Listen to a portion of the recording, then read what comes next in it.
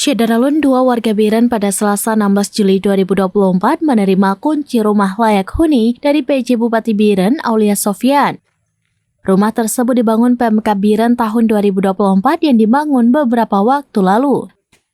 Penerima rumah bantuan tersebut adalah Khairul Azmi, 42 tahun, warga Dusun Pasi, Desa Padangkasa, Pelimbang, Biren.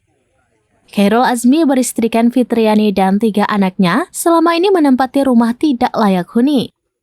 Penerima kedua, Mulyadi, 41 tahun, warga Dusun Simpang Mamplam, Desa Menasa Mampang, Kecamatan Simpang Mamplam, Biren, beristrikan Herawati dan 3 anaknya, juga selama ini menempati rumah tidak layak huni.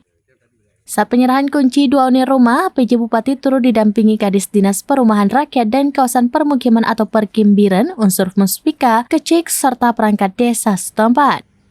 Kepala Dinas Perumahan Rakyat dan Kawasan Permukiman atau Perkim Biren, Fadli, mengatakan penyerahan 2 unit rumah merupakan rumah pertama yang diserahkan PJ Bupati Biren dari total 30 unit rumah yang dibangun dan pada tahun 2024.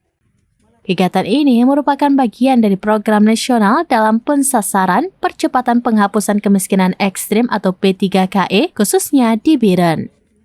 Dari Biren, Yusmandin Idris, Rambinews.com.